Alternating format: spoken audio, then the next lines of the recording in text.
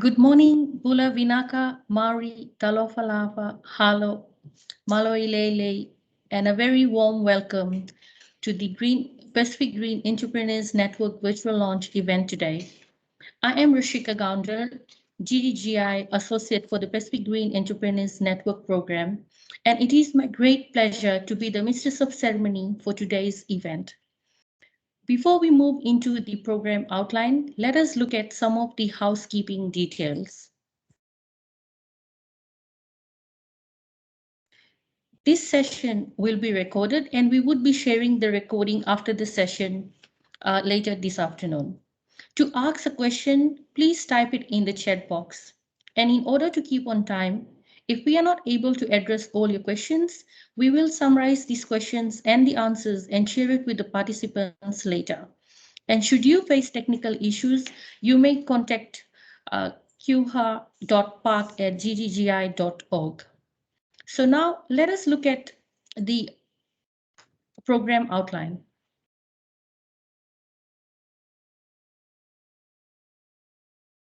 So we will begin with a project overview, and then we will hear recorded remarks from GGGI and QFFD, followed by a keynote address on the regional perspective by Ambassador Solomara, who is the Secretary General of Pacific Islands Development Forum. Then we will have a Talanoa session on the theme, what is the future for green entrepreneurship in the Pacific? And then we would have our official launch, which has been the most awaited item, followed by the calls of applications for the Pacific Greenpreneurs Incubator Program. And then we will end the program after a vote of thanks.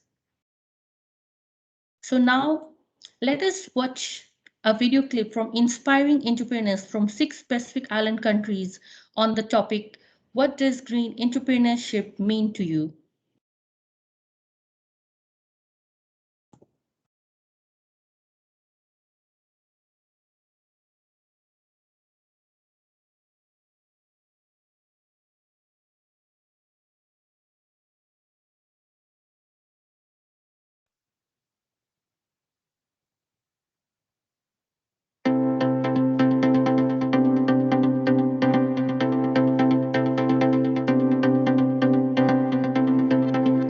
Green entrepreneurship is the Pacific way. It is in us to be conscious of all the social and environmental problems that our people face and being innovative in the solutions that we create to tackling these problems. This isn't anything new for our islands, but it is an effort that we need more people in and also more support for. Malo apito. Green entrepreneurship is a step into the unknown. What it means for me is this is a call to adventure. Safeguarding nature's income-producing resources. Do something small can create a huge impact of human sustainability, environmentally friendly, and building country's economy. Green entrepreneurship is about passion, dedication, and commitment. Entrepreneurship is all about ideas. It's all about passion and what you really love doing. When you start a business, you need to think about the purpose and the solutions that you want to provide to impact. So what you're going to need to do is that, action it. That's it. Innovative ideas to act as a solution to our environmental problems.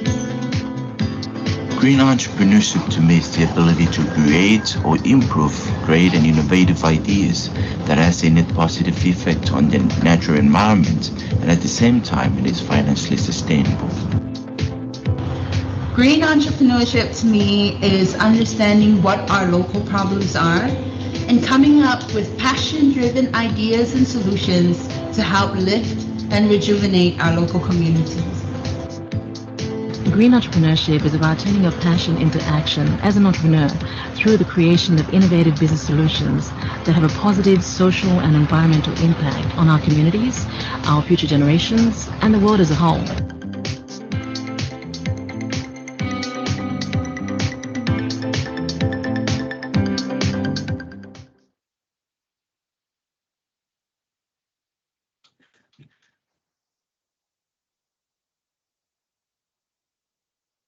Now we would move on to getting to hear the overview on the Pacific Green Entrepreneurs Network Program by GGGI staff, Senior Program Management Officer, Ms. Esther Bates.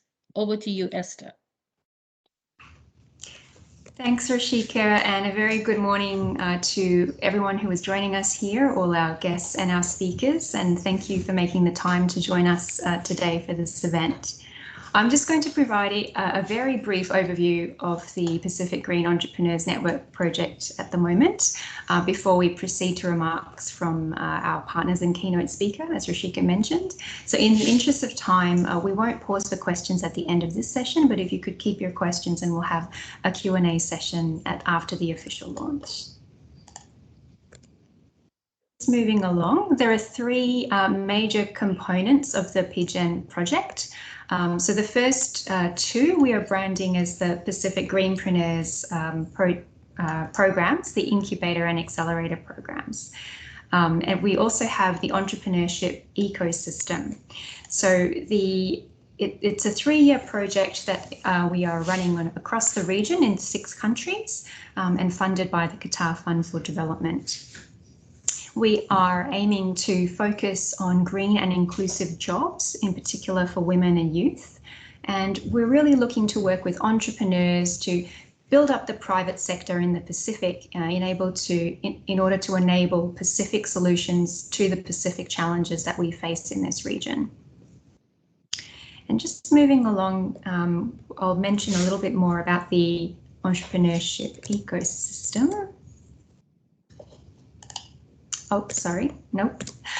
So first we'll explain. So why green entrepreneurs? So we feel that green entrepreneurs are uniquely positioned as drivers of innovation, and they hold the keys to unlocking the transition to a green and sustainable future for our planet. And in the Pacific, as we heard in the video from these lovely young and varied entrepreneurs, green entrepreneurship is the Pacific way, and many enterprises in the region, whether they realize it or not, they are committed to supporting communities and honouring and nurturing their land and natural resources. So with the way that we define green entrepreneurship is as a purpose-driven entrepreneur or business seeking to address environmental and or social issues while building wealth at the same time. In this program, we're taking quite a broad definition of green business in terms of organisations who offer green products and services, as well as businesses whose products and services may not necessarily be green in themselves, but who are substantively greening business operations in some way. So as we saw in the video, there are a number of green entrepreneurs, and businesses range from things like agribusiness to ecotourism to manufacturing, things like natural beauty products to reusable menstrual products and much more. In the Pacific, we have seen examples such as bicycle rentals and repairs, disposable baby nappies, natural handicrafts, and there are so many more options beyond those as well, such as paper products made from banana and plantain trunks. One of the components is the entrepreneurial ecosystem, and you'll have noticed perhaps that the N in our acronym of PGEN stands for network. And so for us, this is really important. Strong networks are crucial for strong entrepreneurship ecosystems. We plan to work with existing business support organisations in the countries that we're working with, which I'm not sure if you can see on the screen, I can't, but we're working in Papua New Guinea, Vanuatu, Fiji, Tonga, Samoa and Kiribati. So we work with growing the network is important to us because the personal connections for entrepreneurs, they tell us all the time, it's so important in their business for connections with people like mentors, potential partners, investors, business advisors, policymakers, academic institutions, and so much more to build a vibrant ecosystem.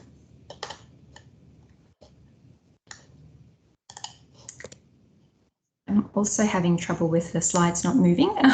Sorry about that. Oh, yeah, there we go. So the next component is the accelerator program. Hopefully, yes, excellent. So this component, we're saying, okay, great. Glad to hear that. Thank you for letting us know. So the accelerator component of the program will be launching later next year. So please keep your eyes peeled for that.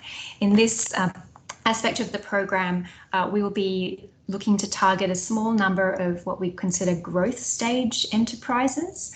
So businesses who are probably already quite established and in the green space, and who are really looking to accelerate their business growth through, job creation, through investment and growth. So we would be providing training component to the program, as well as opportunities to network and to pitch to investors, and a local mentorship component, and repayable grants of up to $50,000 US.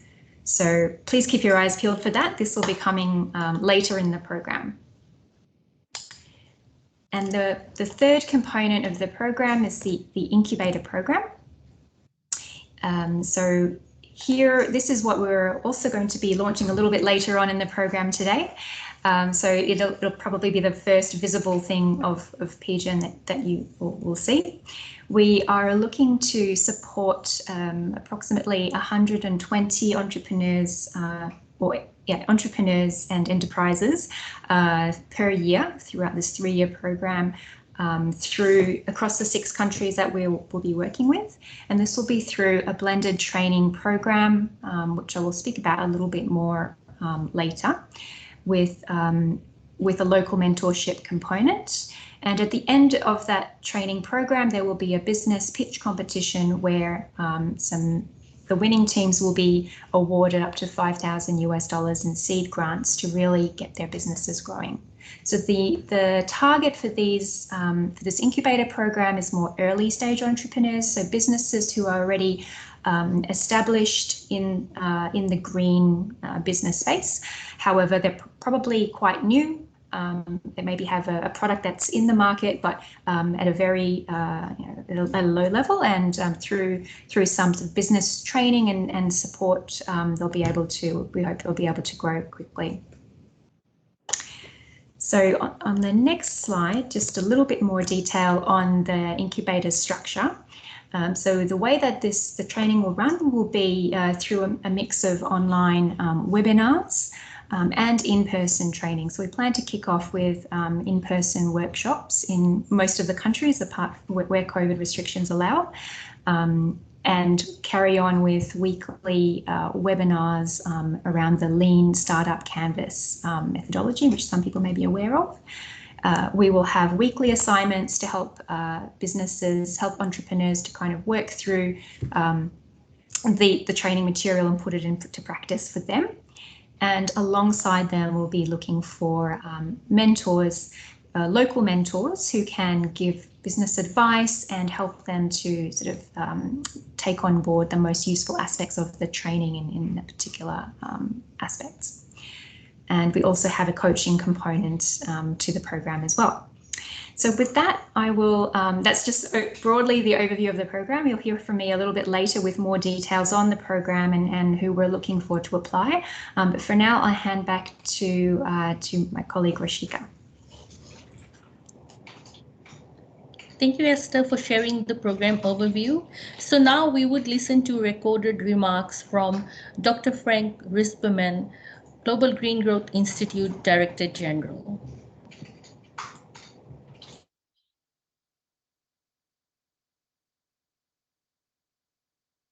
Ladies and gentlemen, on behalf of GGGI, I would like to warmly welcome the Qatar Fund for Development, our funding partner, our speaker, Ambassador Solomara, Secretary General of the Pacific Islands Development Forum, and all our partners and guests from around the Pacific to this launch event for the Pacific Green Entrepreneurship Network. GGGI champions green growth in our member countries, that is, economic growth that is environmentally sustainable and socially inclusive. And at this time, when the world is struggling with a host of intertwined sustainability challenges, not least recovering from the COVID crisis and building resilience to deal with the climate crisis, the top priority for our government partners is to create employment opportunities. So GGGI has worked on green jobs, that is jobs in green sectors from renewable energy to circular economy to climate smart agriculture for years. And we have shown that green investments can be much more effective in creating jobs than their brown or fossil fuel intensive alternatives. We just completed drafting a report, for example, that estimates that in 27 GGGI member developing and emerging economies, renewable energy investments can create 10 to 50 green jobs per $1 million invested.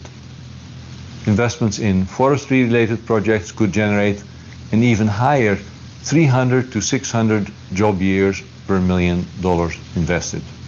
So investing in green makes general macroeconomic sense, therefore. But we also recognize that the large majority of new jobs in developing and emerging economies are created by micro, small, and medium enterprises. Such private sector, small startup enterprises are the engine of innovation and will be at the heart of a green transition. That is why GGGI, together with our partners, Student Energy and Youth Climate Lab, initiated a global Greenpreneur business plan competition, specifically targeting potential young green entrepreneurs in developing countries. That program is now in its very successful 4th year and has led to a number of spin-off projects focusing on green innovation and entrepreneurship throughout the network of GGGI's more than 30 country programs, including a first Greenpreneur program in Fiji, Vanuatu, and Kiribati in 2018. And GGGI also worked with the Fiji government to conduct a Fiji Green Jobs Assessment in 2019 to assess green employment opportunities. So I'm very pleased that today we're able to launch the Pacific Green Entrepreneur Network that will build on those early efforts. And we are grateful that the Qatar Fund for Development recognized the potential and importance of such green entrepreneurship programs to deal with both building back better and climate change adaptation, and welcome GGGI's proposal at a time when the Pacific is suffering from job losses due to COVID and ever-increasing climate extreme events. So we are very excited to have, through this program, an opportunity to run business plan competitions in 6 countries in the Pacific, but to also follow this up with accelerator programs to continue support for successful entrepreneurs in their journey to build businesses that will generate green jobs and be part of the innovation that drives a green transition.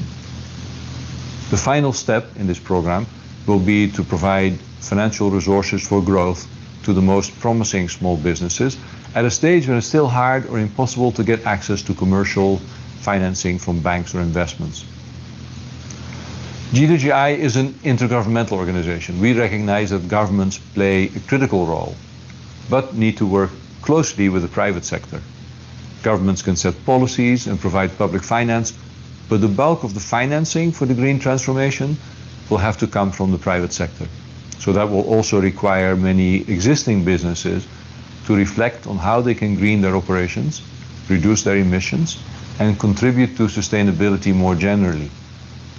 But we will certainly need a new generation of entrepreneurs that will initiate and develop new green businesses that will be at the heart of tomorrow's green growth economy.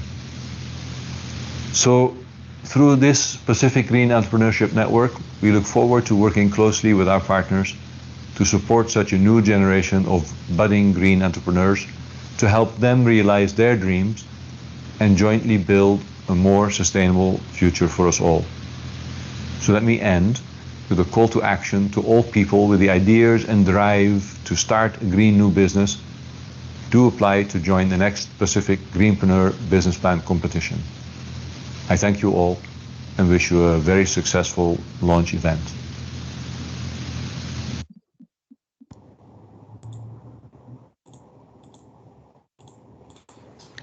So that was from our Director General.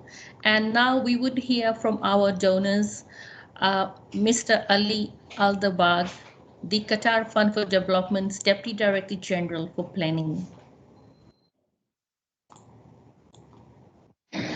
Your Excellency, Ambassador Solomara, Secretary General, Pacific Island Development Forum, Your Excellency, Dr. Frank Regis Berman, Director General of the Global Green Growth Institute. Distinguished guests, ladies and gentlemen, we would like to thank you all for being here today to witness the virtual launch event for the Pacific Green Entrepreneurs Network. On behalf of the Qatar Fund for Development, we would like to express our gratitude to all of you who helped make this event possible today.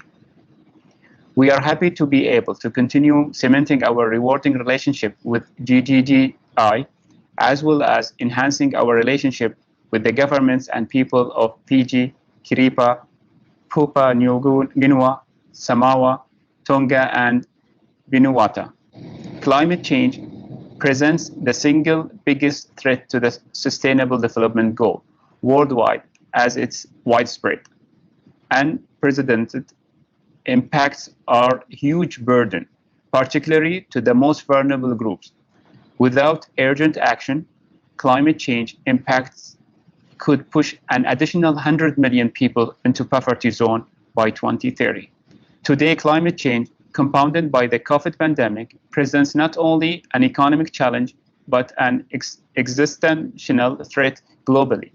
To mitigate this threat, His Highness the Emir Sheikh Tamim bin Hamad Al Thani announced at the Climate Summit on September 2019 that Qatar will contribute $100 million to support small developing island states and the least developed countries in their efforts to combat climate change, natural hazards, environmental challenges, and to build the capacity to counter their destructive effects. Ladies and gentlemen, as you know better than I, for Pacific Island, both land and ocean have a huge economic and cultural significance. With economics centered around the oceans, tourism and agriculture, climate change offers particular risk and challenges to the Pacific Island states. This challenge, alongside the COVID pandemic, threatens to undo decades of economic progress and put the livelihoods of many at risk. It is our responsibility as Qatar Fund for Development to work tirelessly on integrating climate action effort internationally on behalf of the state of Qatar. Our strategy focuses on enhancing community resilience through building the local capabilities of small island developing states and least developed countries by promoting mitigation and adaptation solutions to climate change. We see grassroots economic innovation focusing on local solutions to environmental challenges as the key to sustainably facing climate changes. We trust that the Pacific Green Entrepreneurs Network will directly contribute to the long-term resilience of local economies and communities against the adverse impact of climate change. At Qatar Fund for Development, we pledge that our team will work alongside our strategic partners, GGGI, local governments, and local entrepreneurs to ensure that this project become a benchmark for local, innovative, and green economic development globally.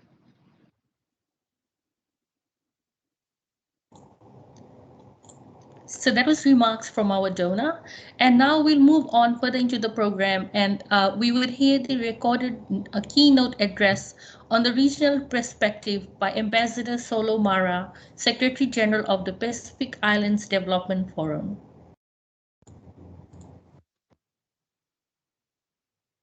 Thank you, Madam Moderator, Director General of GGGI, partners and speakers, ladies and gentlemen.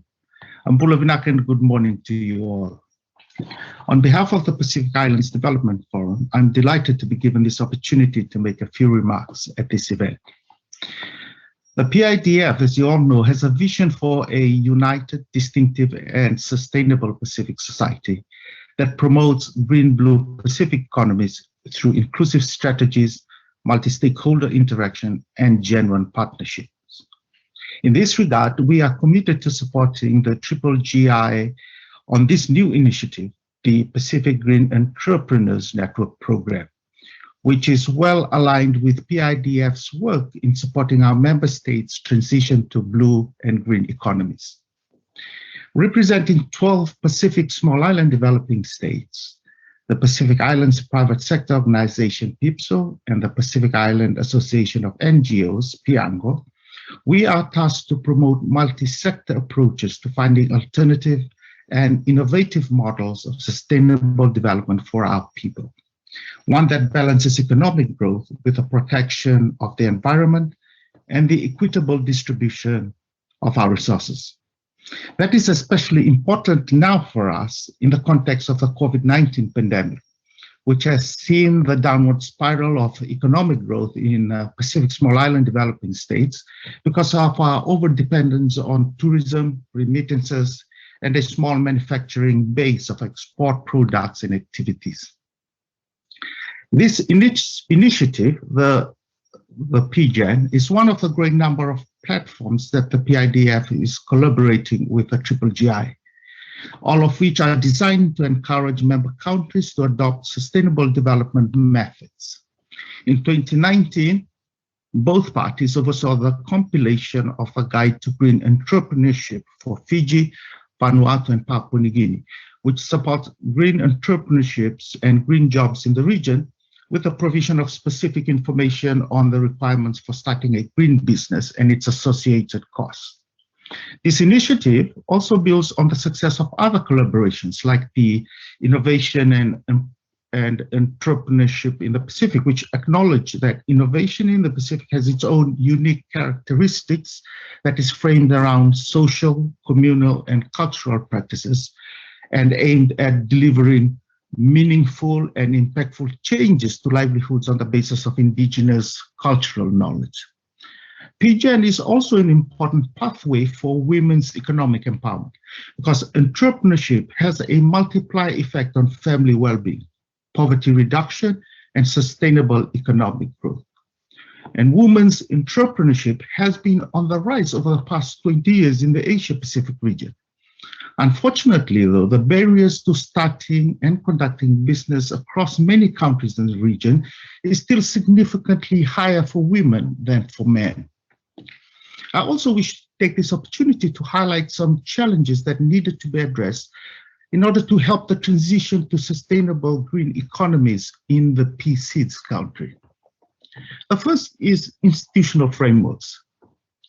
And there is no one-size-fits-all approach to transitioning to a green economy.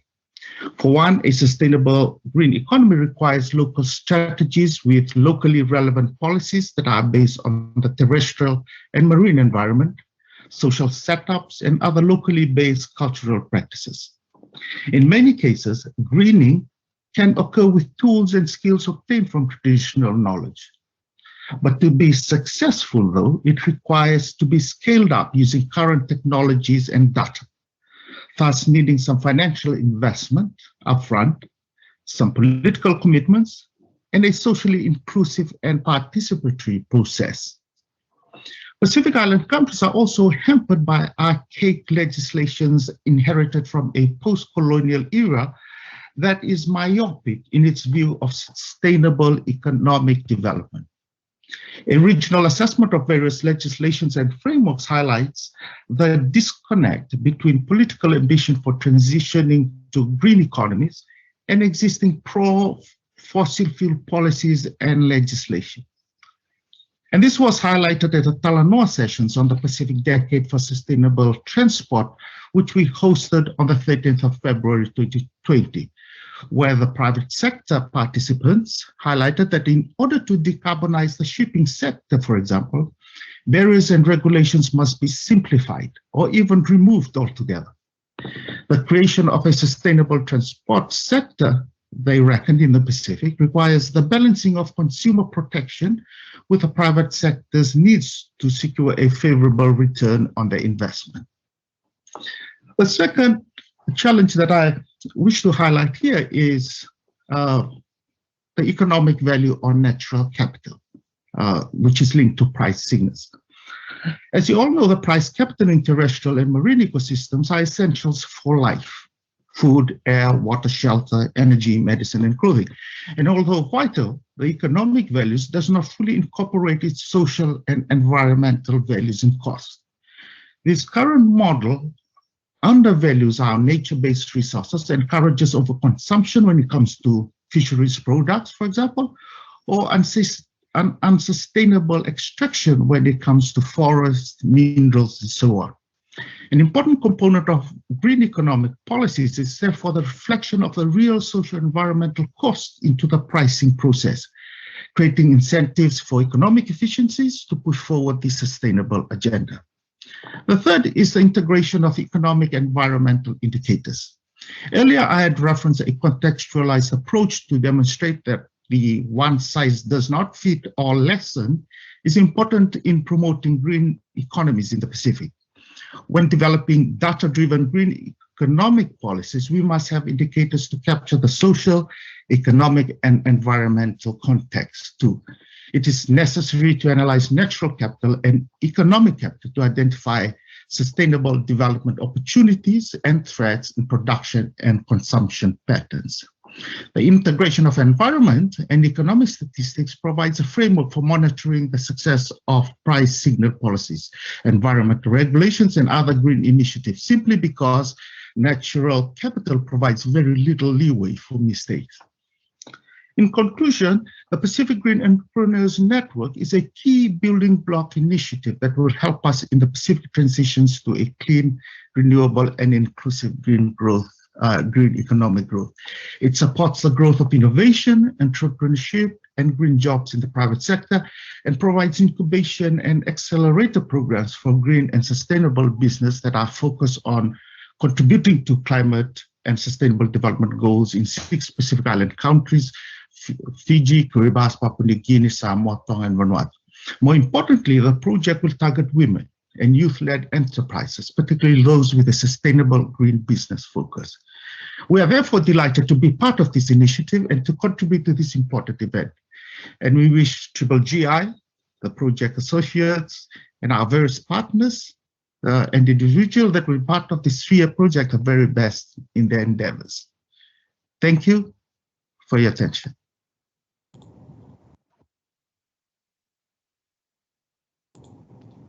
So that was a wonderful remark by Ambassador Solomara on the regional perspective.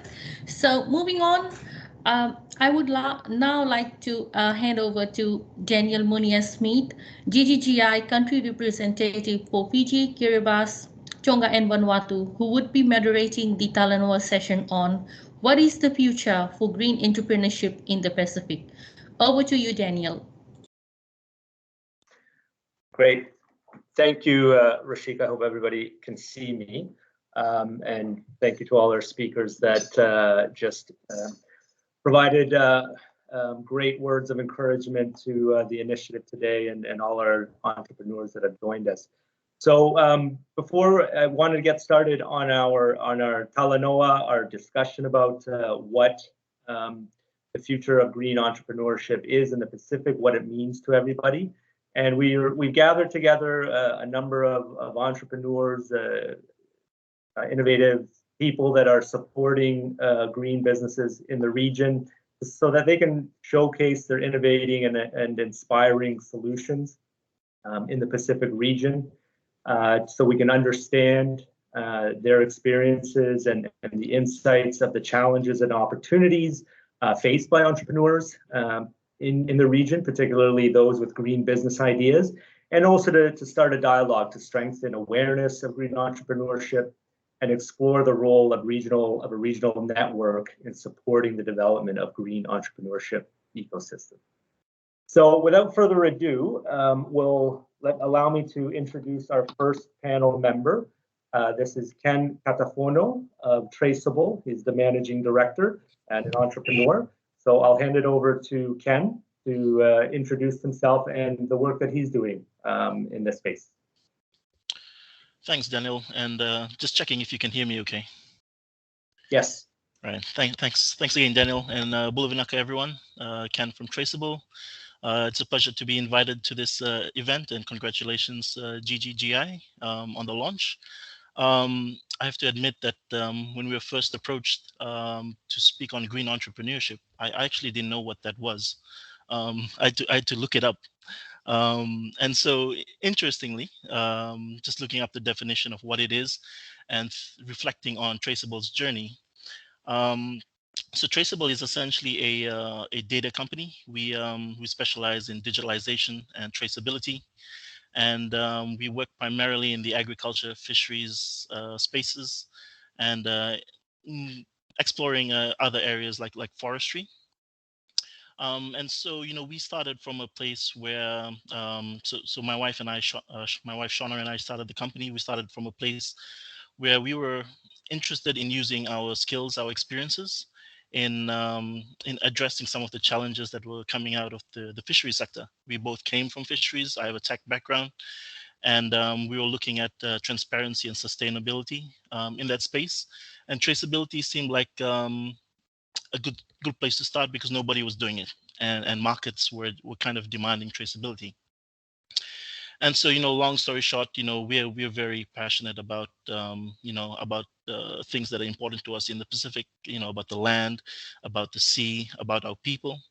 And we always knew from the beginning that we kind of needed to be very business oriented about the way we set up our company.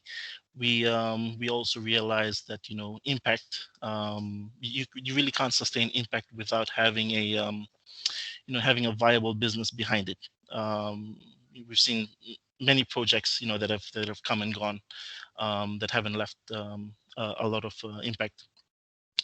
But we also wanted to also show to other Pacific Islanders, young Pacific Islanders, that it's possible to succeed in this space.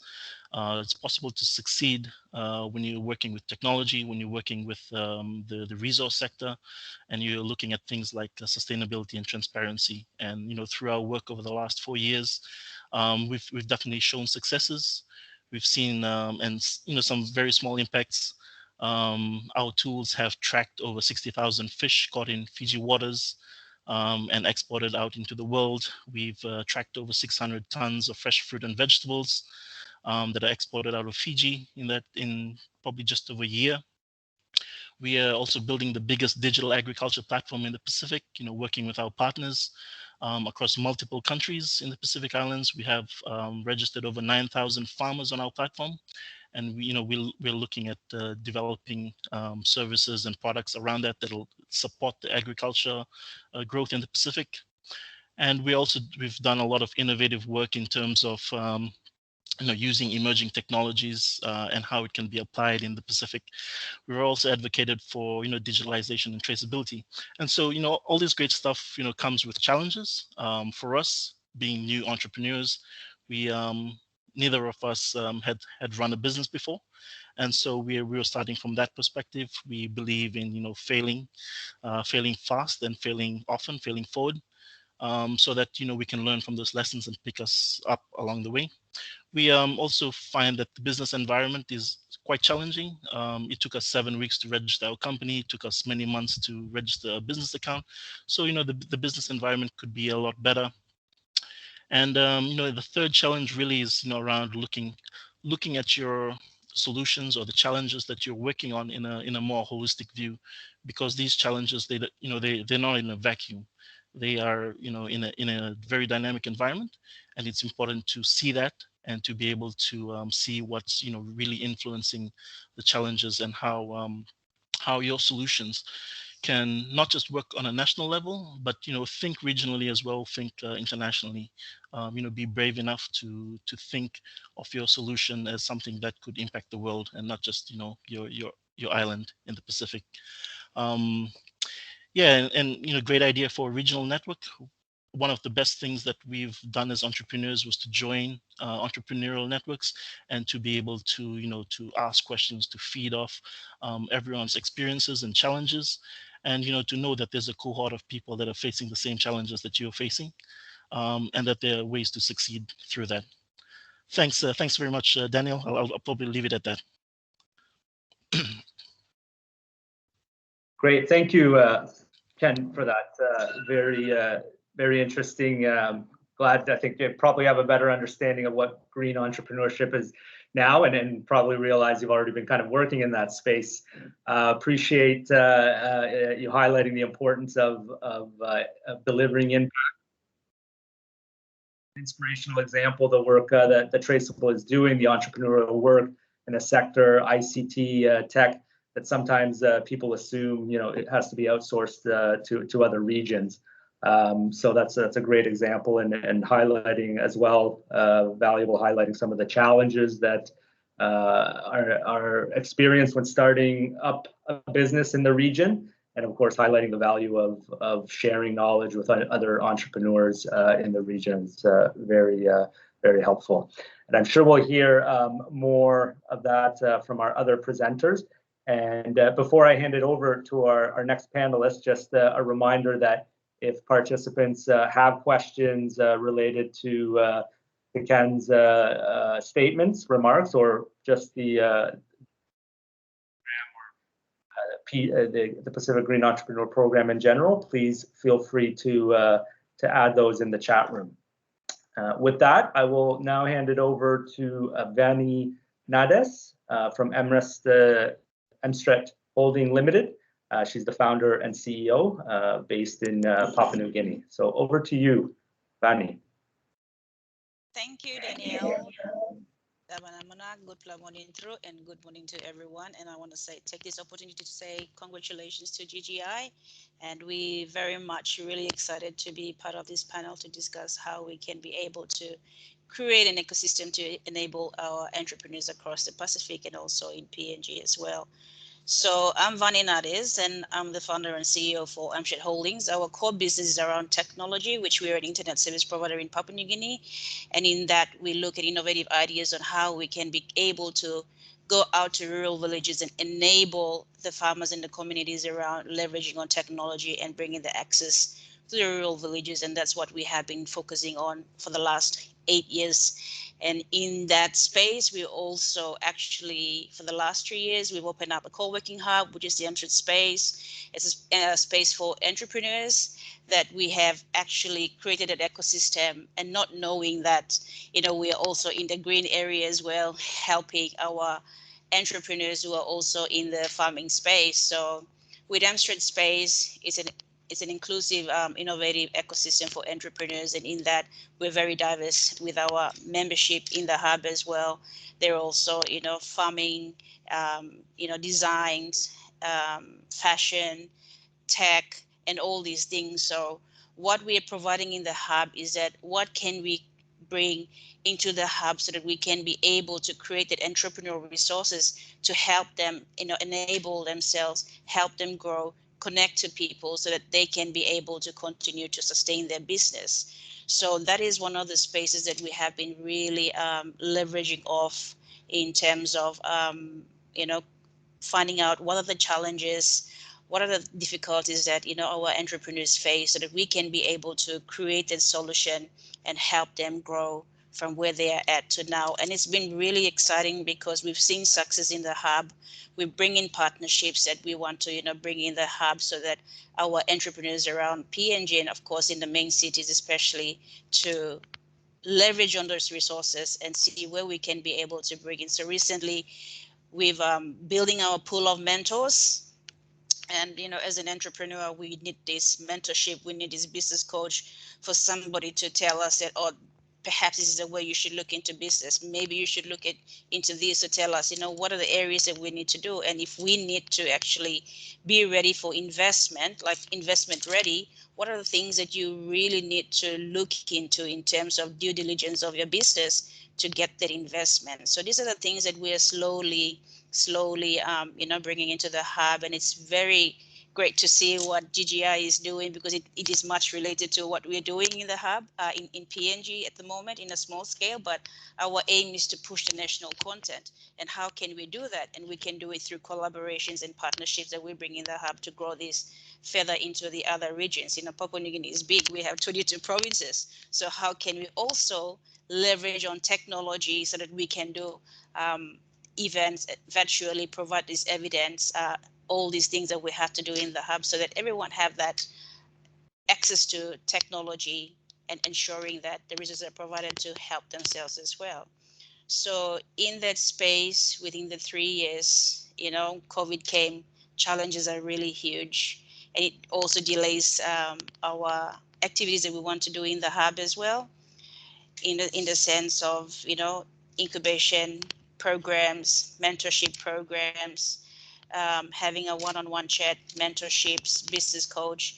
But we've been very lucky to have great partnership, locally to actually bring in the events that we wanted to have so that we actually inspire, motivate, and create an enable environment for our entrepreneurship to grow as well. And one of the very things I really love is that, we help farmers in the coffee industry, we help farmers in the honey, we help farmers in garlic nuts, and the beauty about them is that they are very resilient. The environment is very challenging, but where else can they get that resource to go another step higher? And that is where we come in to enable them to grow. So having to see what the Green GGGI is doing, it very much actually align with what we're doing, and we're very much happy where we can be able to work together and tackle these barriers that affect entrepreneurs around the country and create that space for everyone to grow, actually.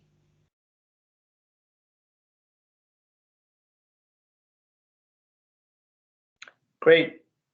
Thanks, Vani. I think that was a really insightful statement. Much appreciated. Really interesting to hear the hub's approach and working hard to bring the resources together that support the entrepreneurs that are so eager and enthusiastic to take their agriculture ideas forward and have these ideas and need those resources and support. So that's very important. I'm also glad that you mentioned the mentors, the importance of tapping into to entrepreneurs that have gone through the experience and have this knowledge that can really provide that support. That's going to be a key element of the Pacific Green Entrepreneur Network, which Esther will talk about a little bit later. And also, you're highlighting partnerships, how important that is to helping, your hub scale up, at a country level, working to scale up at the country level by leveraging the knowledge from other partners, both in country and at the region. So very, very exciting. And thank you for that intervention. Thank you, Daniel. Now, I'm going to hand it over to Marc-Antoine Morel. He is the president of VLab based in Vanuatu. So Marc-Antoine, over to you. Thank you. Thank you very much, Daniel. Good morning or good afternoon to all of you, all of the participants in this launch, in this very exciting event. I see that there are people from all over the world, which makes this experience even more, exciting. I would like to share with you some perspectives today from the work that VLab has been doing over the last 2.5 years.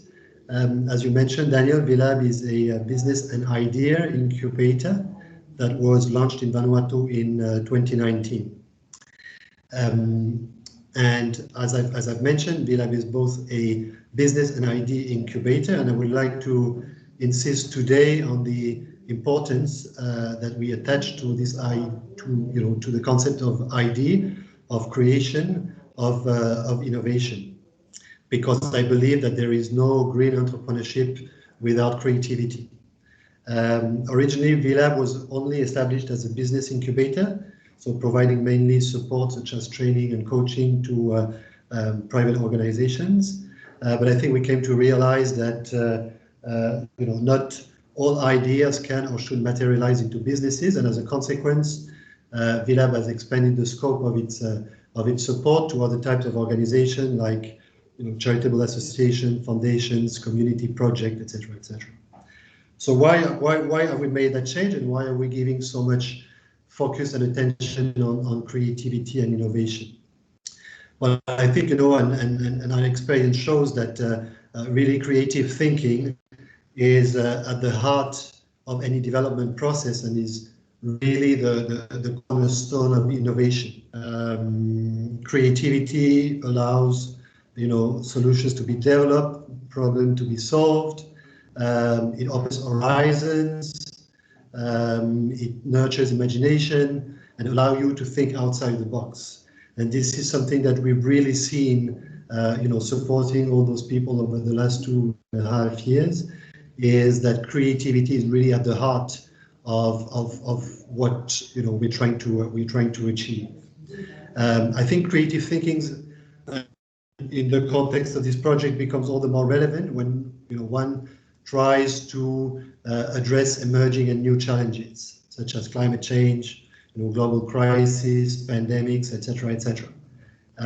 Obviously, unusual circumstances and events require unusual and creative solutions, and I think we've seen very clearly with the COVID-19 situation that a crisis, when it happens, is also an opportunity to think differently, to think outside the box, to come up with innovative solutions, and that was for us really also a kind of eye-opener on the need for VLab and the ecosystem to be looking more at creativity and innovation. In Vanuatu, I mean, clearly teaching and promoting of creative thinking has never been really a priority or on top of the agenda.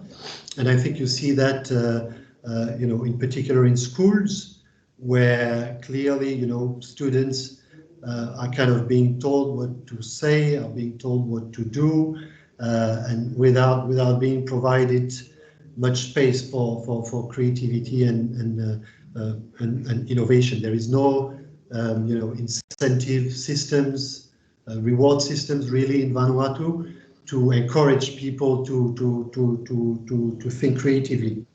And if we look at this from an entrepreneurship perspective, that has some kind of obvious consequences. And one of them is that whenever those students or whoever wants to become entrepreneur, they will often want to replicate what others are doing without really questioning the value or the relevance of what they do. And if you look at sectors like handicraft or productive industries in the country, there is very little innovation. There are people that are thinking creatively, and I was very interested to hear about Ken and Vanny's experience and how to use digital solutions, how to think creatively and come up with solutions that may exist in other countries, but that actually don't exist in Vanuatu. So our role that we see, in addition to providing support to entrepreneurs, is also to help them, to support them, to accompany them, to think creatively. And we do that also with students at the university. We have a program with seasonal workers, for which we support their economic integration through entrepreneurship, and we push them, and we try to say, for instance, to the seasonal workers, well, you've been traveling to New Zealand, Australia, you've been learning a lot, you've been exposed to different technologies and tools and equipment and ways of working. Try to benefit and to get that experience and bring it back to Vanuatu, because I think the country desperately needs it, in agriculture, for instance, but in so many other sectors. So, to link that obviously to this GGI project, I feel that sustainable and effective green entrepreneurship will only happen in places like Vanuatu if people are really encouraged to think differently, to think outside the box, to come up with innovative solutions.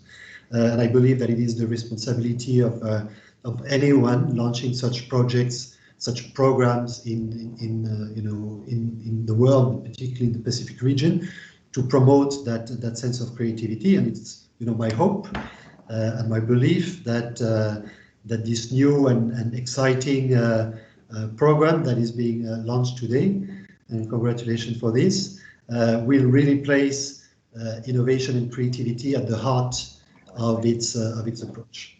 So thank you very much for this opportunity. Congratulations to the team, to the participants, and we look forward to engaging all of you.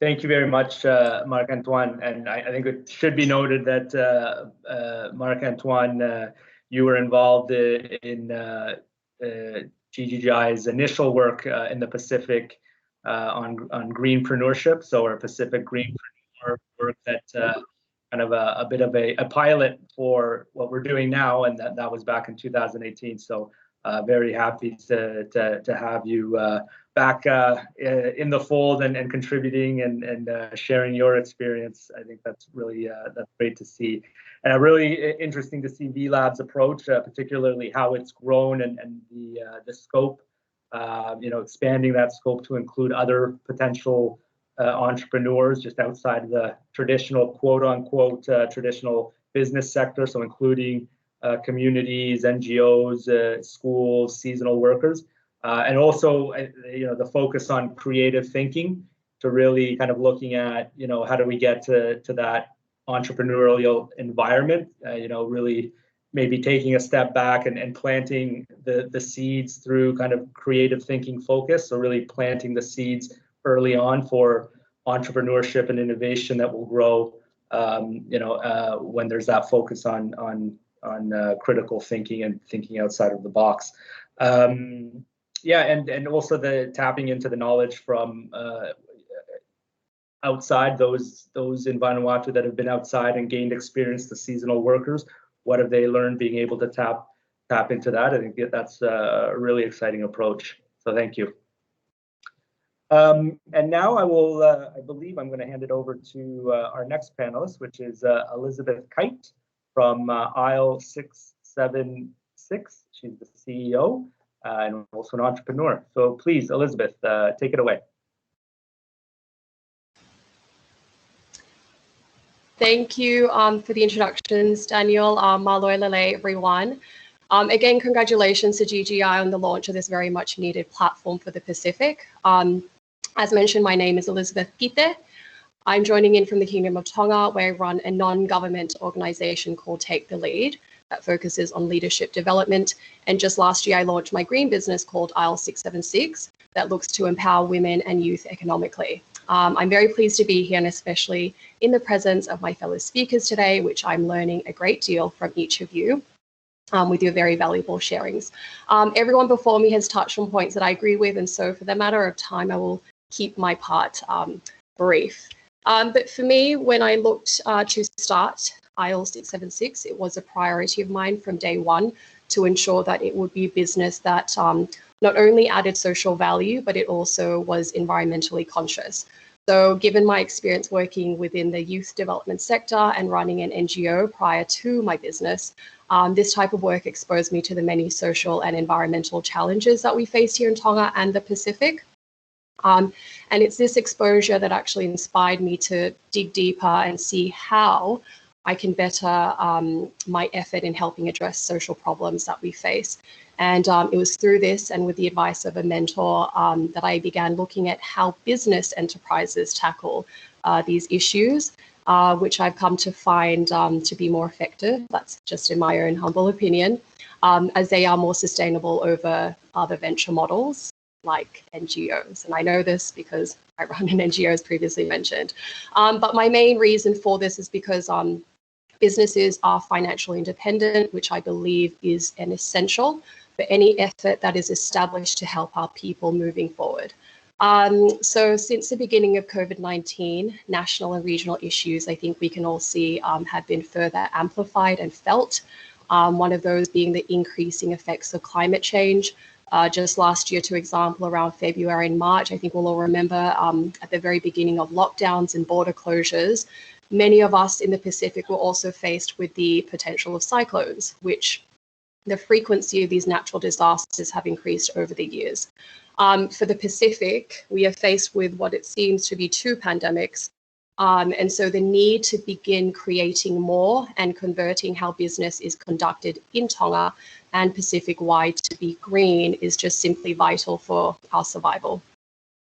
Moving forward, I think much needs to be changed with the structures and systems and policies in each of our countries so that they better support and encourage our green economies and initiatives if a resilient Pacific is what we are aiming for. My personal experience even setting up my business here was very difficult in the beginning because my business type didn't quite fall into a category that was available here in Tonga. And this is because we operate all virtually.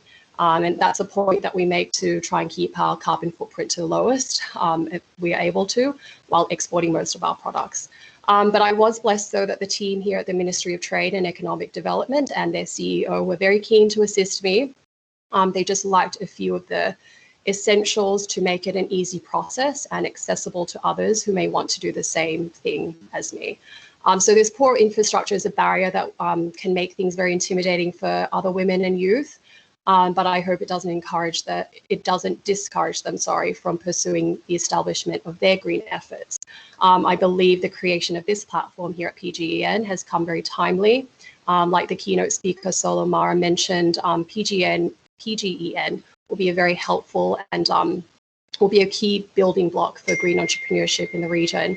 And what it says it will offer will be very helpful and resourceful for people like myself who want to further develop as green entrepreneurs, start or accelerate their existing green enterprise and business, and to be connected to a network of like-minded people. So I'll leave it there. Malo apito. Thank you, Elizabeth, and apologies for mispronouncing your last name earlier. Kite, noted. But thank you very much for that intervention and the work that you're progressing now through aisle 676, working with women and youth. Very interesting to know the where you came from in terms of working with the NGO and NGO space and identifying lessons there and the limitations that NGOs may have in working within the entrepreneurial space.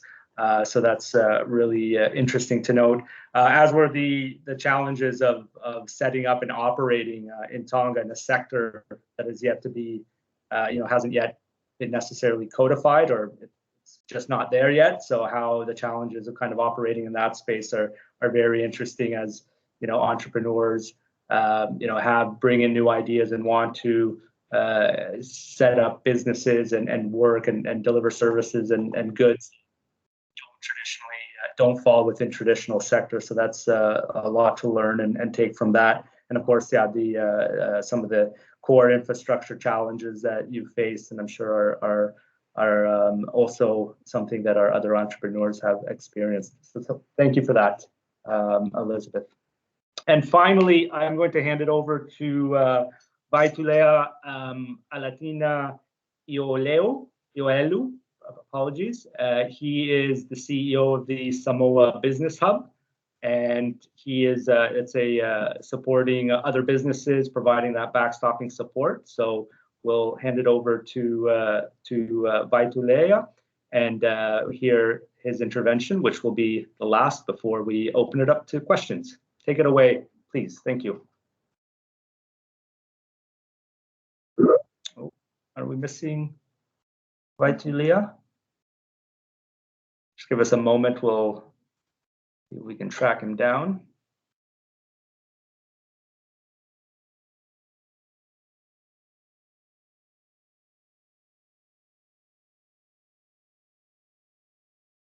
All right, maybe he's okay. Great. Oh, there we are. There we go. Thank you. Go ahead. Yeah, sorry about that. Okay, I'm not sure about the connection. It's working fine, but we have the weather's acting funny. I suppose the impacts of climate change and all that. So it usually affects the internet connection. Anyhow, good morning, afternoon, or evening to all on this forum today. Bulabinaka to my friend Ken. Good to see you up on this farm. I think a lot of the topics have been covered by the other panelists.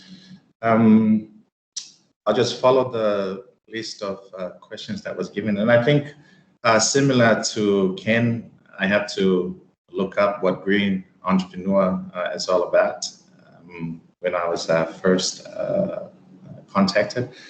And I think, like most speakers, it is the Pacific Way.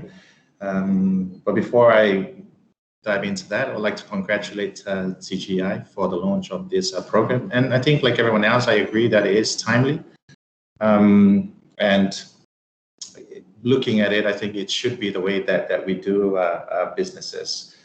I think some of the key challenges that we face and support required for our green entrepreneurship in the region, I think one will be to create a bit more awareness and education around the concepts. I think that should help demystify this green concept, green entrepreneurship concept, and hopefully remove or at least address some of the fears or uncertainties or doubts that business owners have on the impact of the concept on their bottom lines and their sustainability. At the end of the day, business is there to make a profit.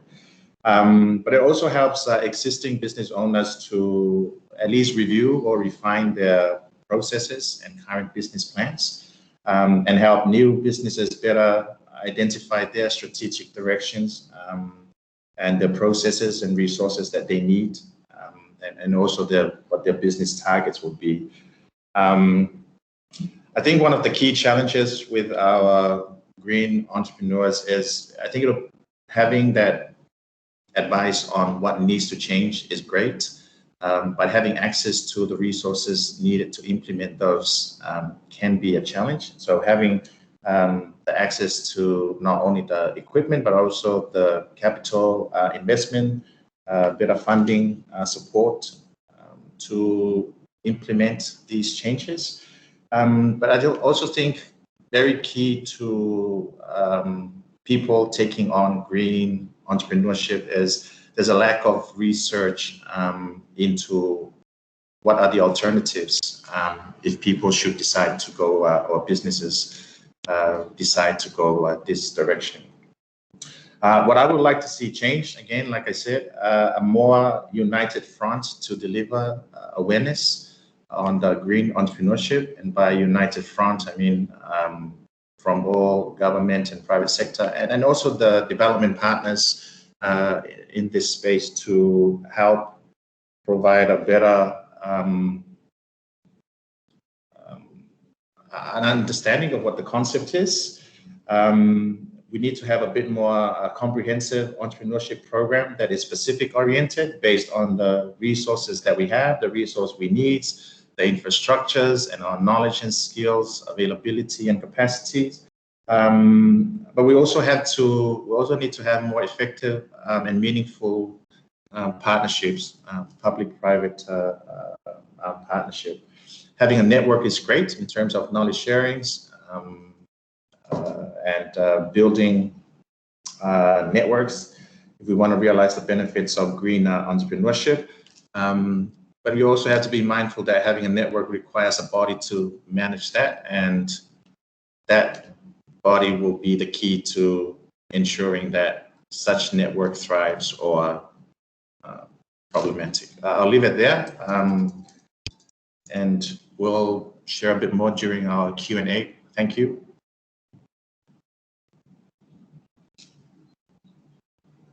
Thank you very much, Vaitulia, for those interventions, really highlighting what the needs are of the entrepreneurs that you're working with, in terms of funding, providing that knowledge, the lack of research feedback here, but and also emphasizing the importance of all of the different stakeholders in the region coming together and having that united front to raise awareness generally about entrepreneurship, but specifically about green, sustainable entrepreneurship and working in concert together. And in particular, engaging, that public, enhancing that public-private partnerships that are so necessary. So maybe that's, where we can start off. We've collected a number of questions from people joining online, and I can put a few of those out. But maybe that's that last point that Vaitulea noted about the private sector and public-private partnerships. Just generally, how have, whether it's providing support to other entrepreneurs, some of our panel members are, that's the role that they play, and then also from our entrepreneurs, how have you, engaged other private sector partners? What's the, what's your experience with, what's the approach that's been most successful? Because ultimately, go ahead. So I'll open the floor. Who would like to go first? Maybe put up your hand. Is that you, Vaitulea? Yeah, okay. Sorry, again, the internet, I missed the last part of it, but I got the first part of the question. I think what I meant there is that there is support available, and being in this space for a while, I think a lot of the times when you put a specific title to a thing, that it becomes more visible, and I think the green entrepreneurship component of that shouldn't be something separate from existing business support that's already available. So that united front should be able to integrate this into already existing business support that are there, instead of, I suppose, for lack of a better term, reinventing the wheel and setting up a different body to drive this. I think having that that integrated, I suppose, way of working between government, integrating this into policies, and then utilizing existing business support organizations that are there to implement and deliver this to the ground.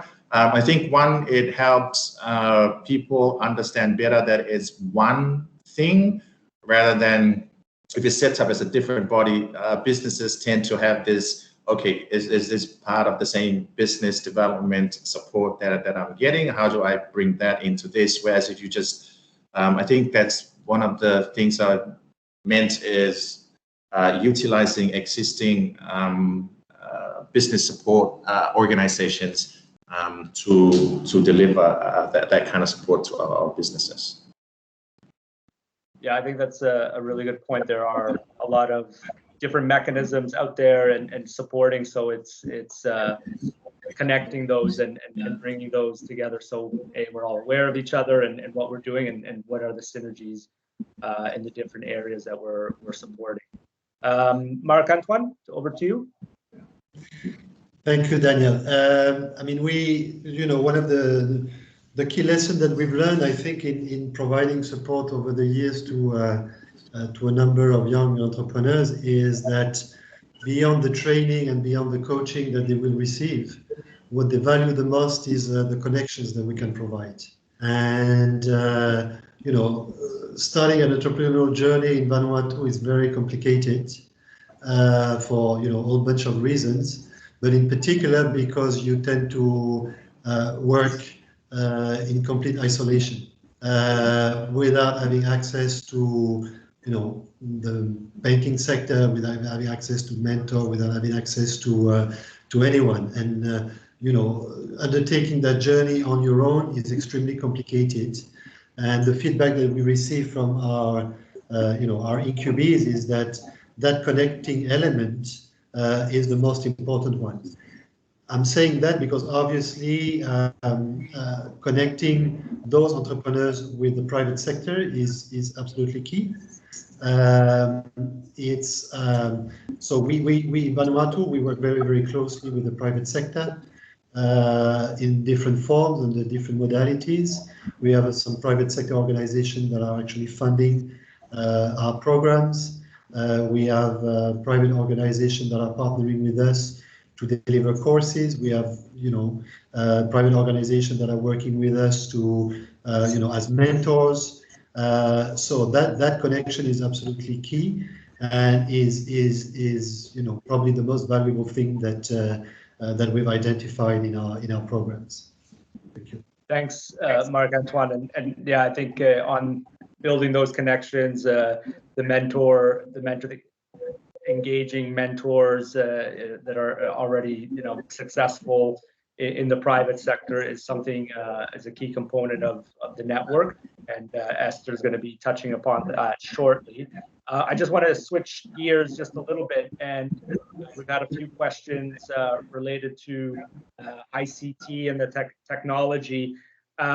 So, and this is, I'm going to put this to Vani and Ken, is, how can technology and access to online and IC tools in more rural and remote areas, how can government support that?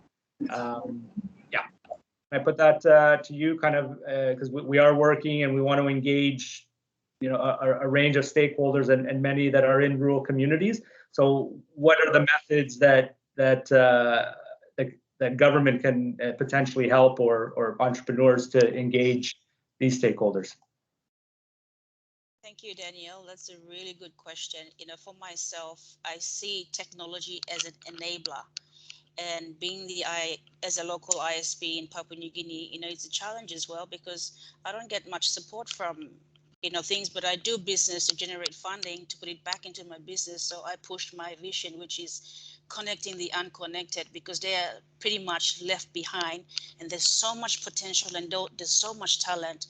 So for me, going out to the rural areas and seeing the experiencing the challenges myself and being there myself, I come back to the city and try to see how can I involve and lobby with the government to look at local entrepreneurs like us to leverage on what we have to take it out there so that we can be able to bring that connectivity. So having to have these COVID challenges, we actually did a online marketplace. It's called ShopSmart PNG.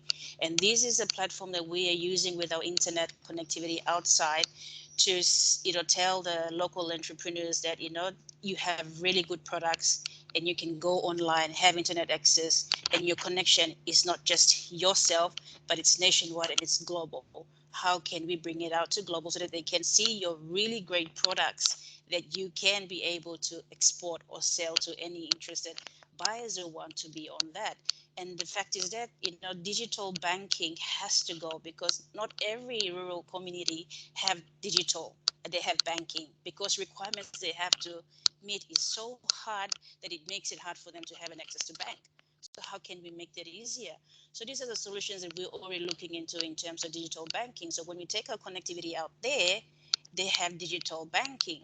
They have access to internet. They can be able to easily trade at their, at their comforts of their home, and easily sustaining themselves, because where they come from also, they support communities around them.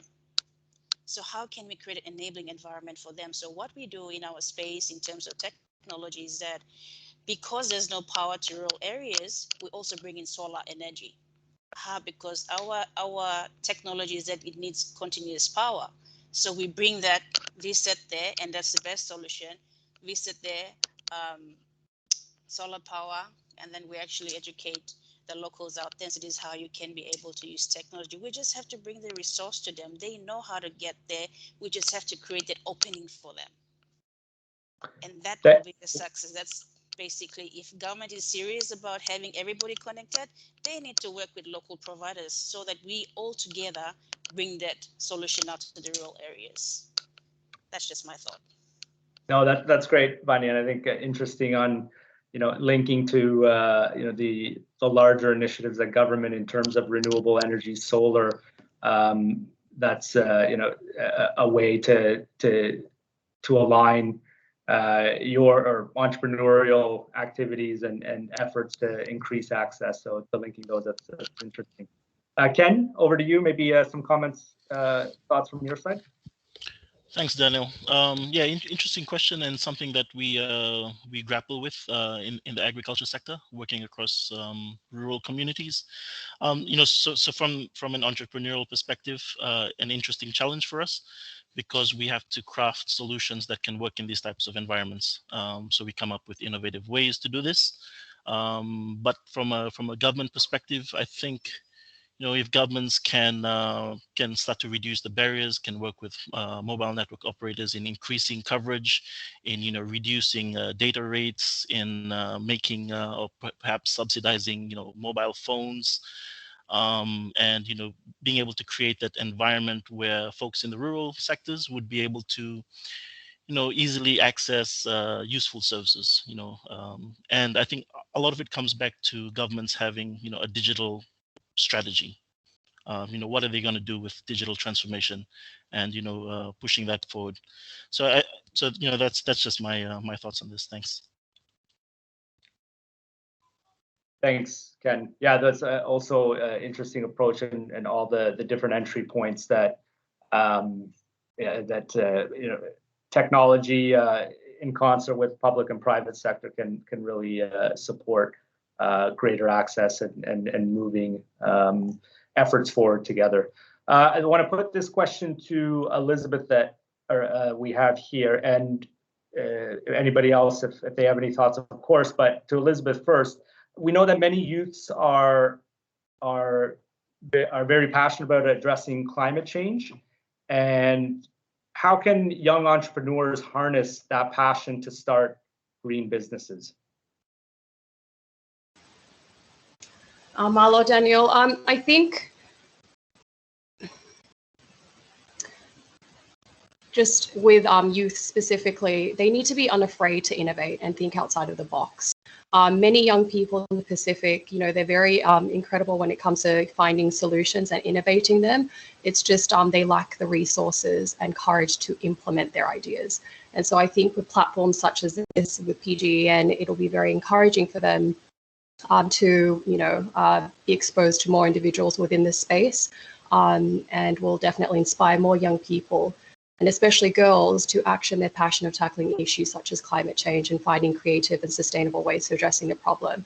But aside from, their side, I think our governments definitely need to do much more to helping these young people with their efforts around climate change by providing more resources, education, like was previously mentioned, and also funding just to start.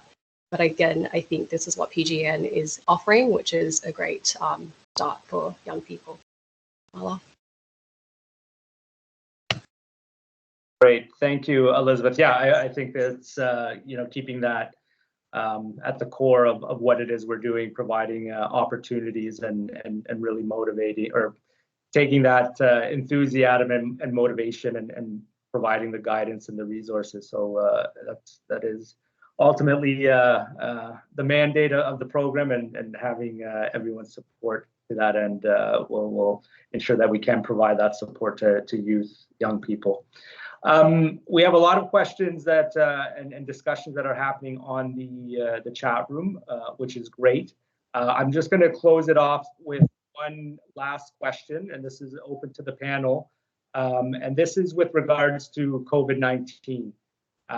We've all been affected by the recent, well, not recent, I mean, we've been living this for almost a year and a half now, but how can entrepreneurs respond to the COVID-19 pandemic as part of the green recovery?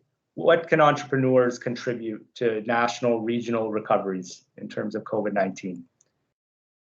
And that's for the panel, if anybody wants to put up their hand and share their thoughts.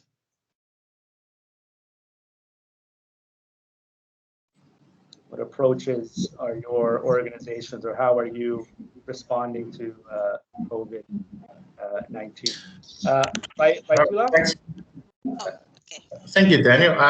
Okay, I think I'll start. I think one of the key things that has come out of the COVID-19 is two things. I think businesses that it affects profit, obviously. But how much of that do they really need in terms of sustainability? But you also have to look at the consumer side. A lot of the impact of the COVID on the availability of some of the products, goods that come in that local people consume, but also the ability to export some of our products overseas. Two things has been discussed within the Samoa Business Hub generally is we hope it has provided our entrepreneurs and business owners with some perspective on how to refine their business plans or strategic plans, however they want to call it, to balance profit versus consumption and responsible consumption for that matter. And so part of the program that we've been going out to deliver in our communities is how the little things can create a big impact. And for example, our recent awareness program focused on e-commerce, and that was how to use what we currently have as a Mawa app for people to trade online, but also utilize digital financial platforms such as Mtala and my cash with Digicel. And it may seem small to people, the act of that app and that platform allows you to make your repayment without a receipt, actually a paper physical receipt, but also saves you from traveling to town, and that just the drive all the way to town to do that transaction. And if all those little things add up together, you're reducing a lot in terms of carbon footprint and whatnot, and still be able to sustain your business development. So I think for us, how do our entrepreneurs respond on the COVID-19?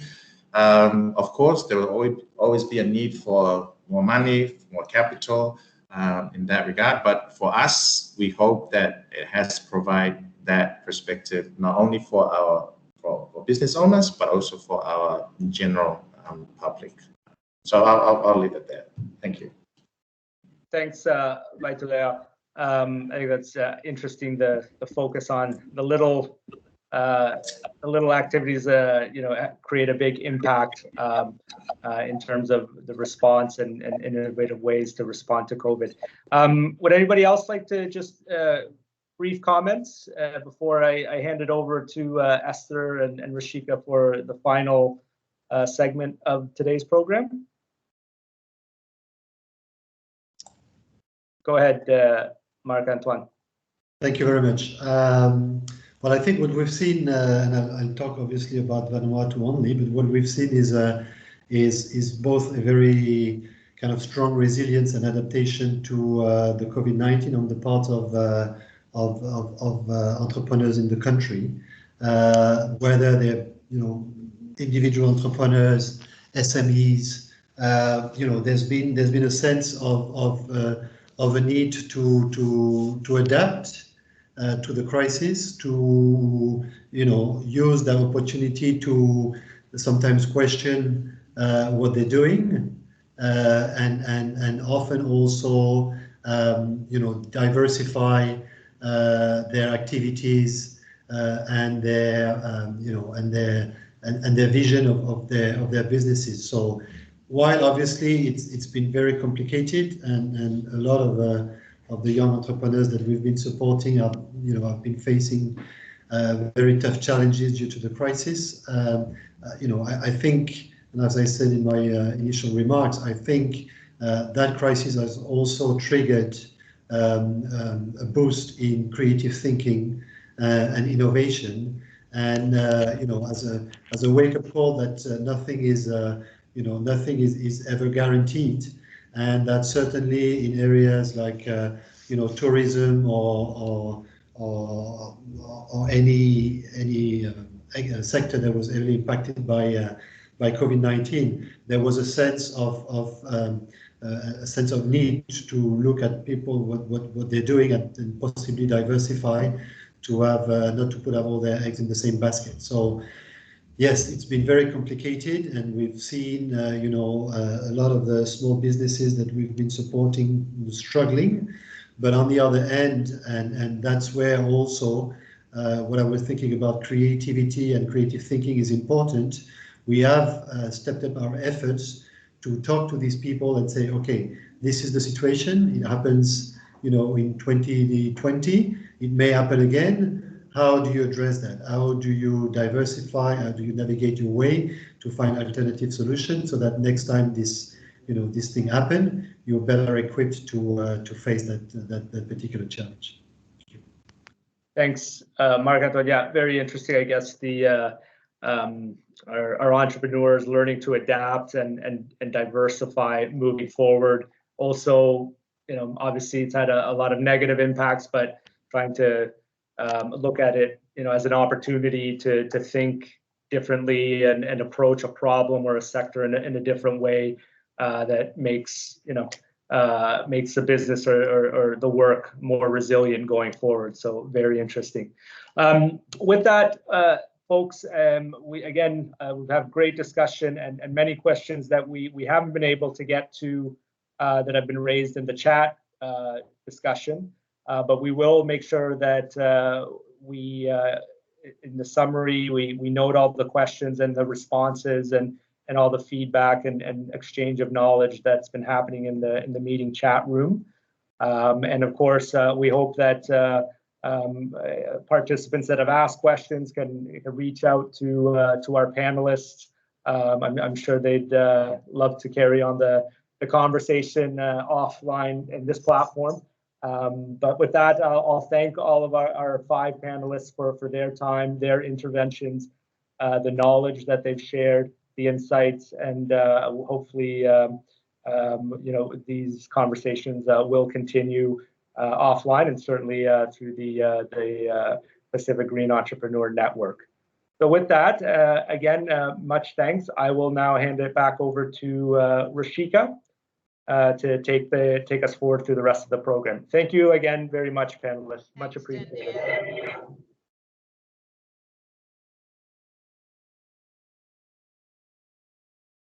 Thank you, Daniel, and the panelists for the fruitful discussion. So now, without further ado, let us go into one of the most exciting parts of this event, which we all may have been waiting for. So I'm now very pleased to announce that the Pacific Green Entrepreneurs Network is hereby officially launched.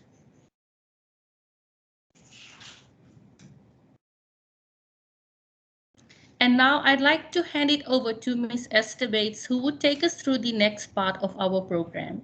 Over to you, Esther. Thank you, Rashika, and thanks everyone for joining us today. So along with the launch of our program, I'm very excited to launch that, to mention that our call for applications is also being launched today. So as I mentioned a little bit earlier in the program overview, the incubator program is one of our 3 components of the program, and we're running the first of these initiatives later on this year. And alongside the incubator participants who we are encouraging to now join our call for application, we're also looking for mentors to join as well and share their business experience. So just a little bit more on the incubator program, and more about who we're looking for. So I've touched a little bit earlier on, we're looking for green entrepreneurs, so purpose-driven entrepreneurs who are seeking to address environmental and/or social issues in their business through a for-profit business model. And as mentioned, we're running in 6 countries, so that's Fiji, Samoa, Tonga, Vanuatu, Kiribati, and Papua New Guinea. So we're looking for applicants who are green entrepreneurs in the early stage of their businesses in one of these countries. So people who are citizens of the country and operating a for-profit business in one of the countries. There are some more parameters around. We're accepting applications from those above 18 years and older. And we're encouraging people to join as teams. For example, if businesses are co-founded, then we would like all founders to join as a team, or partners to join as a team. However, we're also very open to sole entrepreneurs to join as well. And you need to be able to commit to a 3 to 4 months or 3 months of training and 4 months of mentoring program. And we also encourage you to take part in the business pitch competition, which, as previously mentioned, will have prizes associated with it in terms of grants provided to the best business pitches. So in terms of how to apply, the application window is open from today until the end of August. I've already mentioned the eligibility criteria. We do have more information around the selection and assessment process, which is focused around, I guess, 4 areas in terms of green business focus, the entrepreneurial mindset of the team applying, the business growth potential, and particularly green job growth, and social inclusion, particularly of women entrepreneurs, youth, and other marginalised groups, and those who intend to employ women, youth, and any other marginalised groups as well.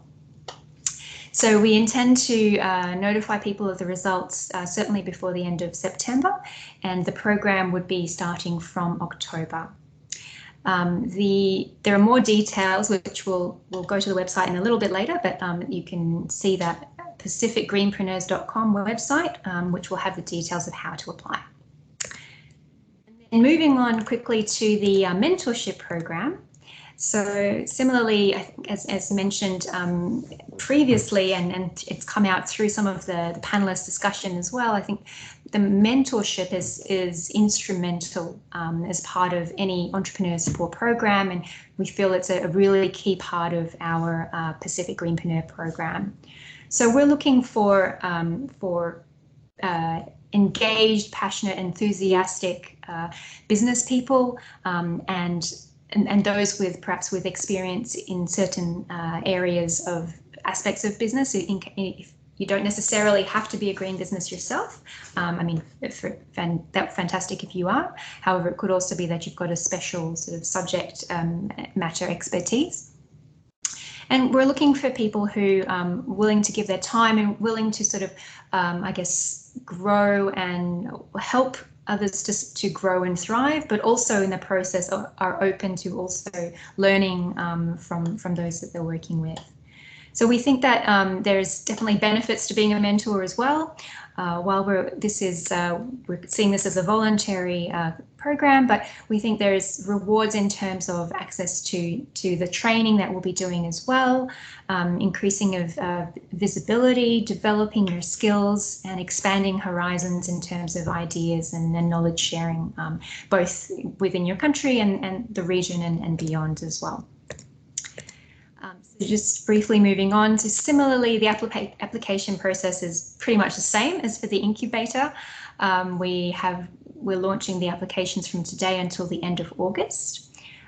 We will be assessing and selecting mentors to match with the entrepreneurs that we're bringing into the program, and we will also encourage you to apply. Please do apply through the Pacific Greenpreneurs website as well.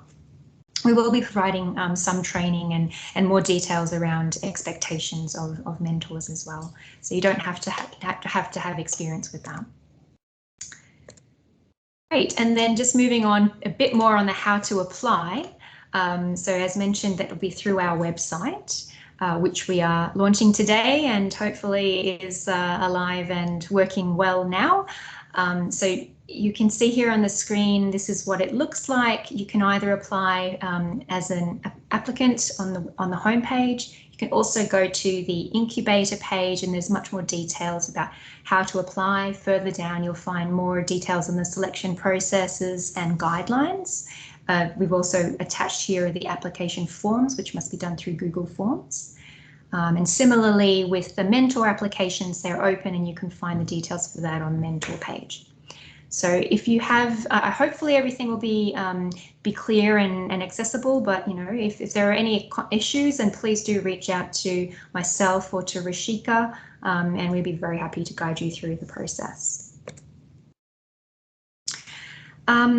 Okay, so I think that really brings me to the end of what I was going to share there.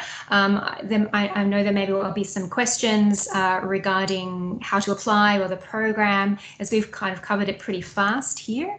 So if you would like to type your questions in the chat, we'll endeavour to respond. And if we're not able to respond right now, then we'll certainly summarise these and share after the session. So yeah. Opening it to questions in the chat.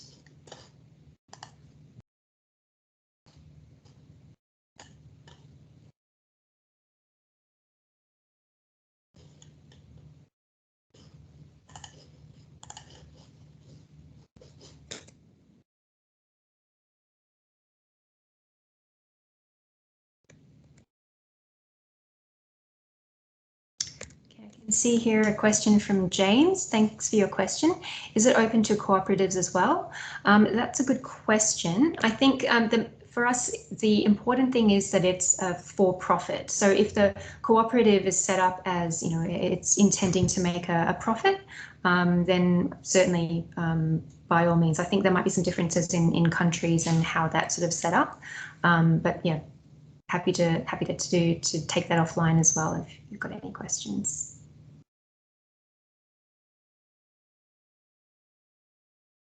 Great. Yes. Excellent. Okay, question from Anna on age limit. No, well, as long as you, the lead applicant, so as mentioned, you could be a teen. So as long as the lead applicant is 18 years or older, feel free to apply. There's certainly no upper age limit.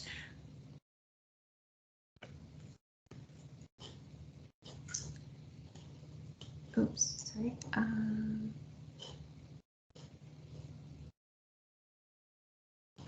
So from Marc Antoine.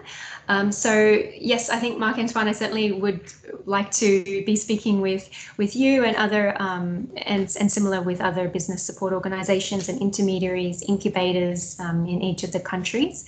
We certainly would like to involve your expertise in sourcing applicants and mentors in helping us to host workshops. So I brushed over very quickly in the interest of time, but we're planning to kick off with a 2-day workshop at the beginning where we can bring all the participants together and get them to meet with their mentors. And certainly it would be wonderful to co-host events with support organisations on the ground. And bring in subject matter expertise from yourselves and from people that you might recommend to talk on certain topics. So yeah, but perhaps we can continue that conversation offline. Question from Matt, can I apply from outside of my country? I'm in Australia now, planning to go back soon. I think as long as you have a business that is operating in Kiribati, if you are planning, if you have a business that's there and you're planning to return to Kiribati, then that would not be a problem. Please do go ahead and apply.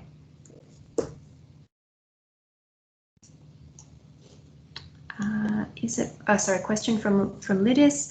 Is it open for local NGOs working with rural communities, especially women and youth? We are particularly looking to work with for-profit businesses, mainly because the training material that we are basing things around is around the Lean Startup Canvas, which helps to hone and refine business acumen through the process. So if your non-profit if your local NGO is looking to set up an enterprise arm or a for-profit arm, then certainly we would be able to consider that. But the focus would be on for-profit businesses.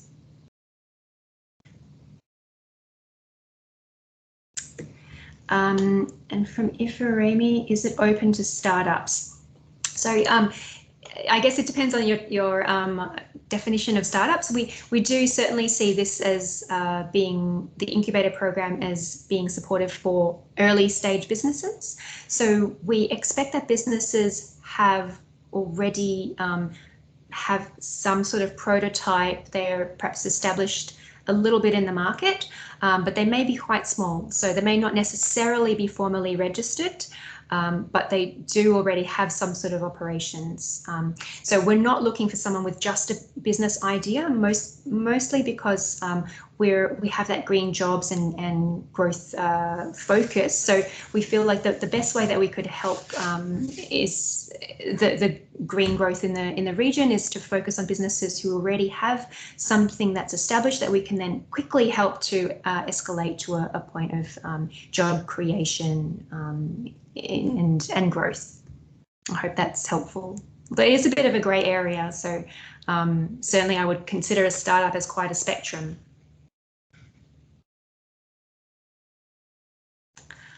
I am not sure if I have missed any questions, and if so, I do apologise, it wasn't intended.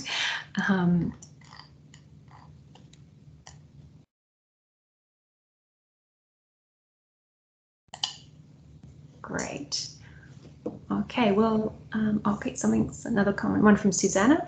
Can governments, departments working with women groups and clusters and youths access the fundings, or does it only focus on private enterprise? So in terms of the incubator program and then the business pitch competition, which has the funding, we're focused on private enterprises. However, if you're working with women's groups and youth themselves, who some of them may have their own enterprises, and we'd certainly encourage if you could share this information with your networks to get them to apply. And really, it's not because we don't think that government groups and NGOs are not worthy of the funds. It's nothing to do with that at all. It's more that our program is more designed to be tailored to benefit for-profit businesses with a social impact focus.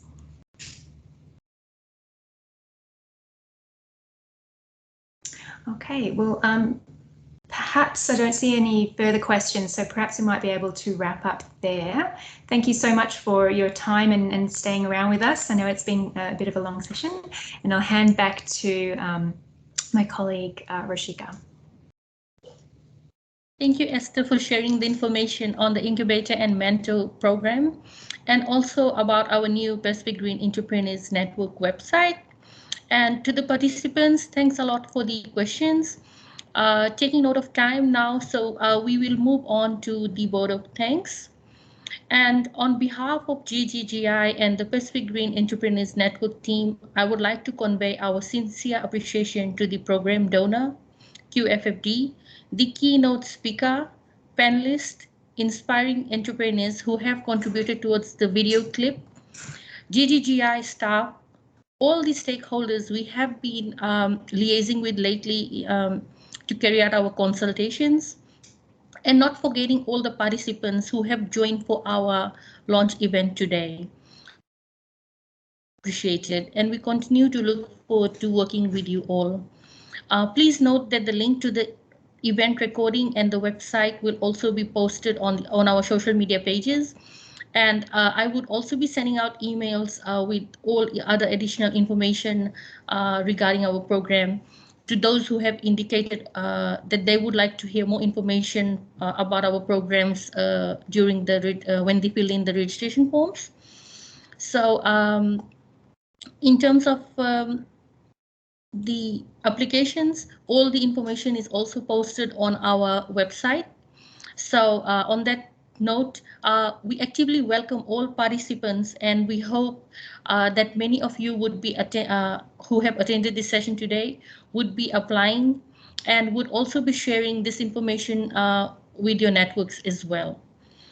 So with that, I would like to thank you all once again. Thank you so much.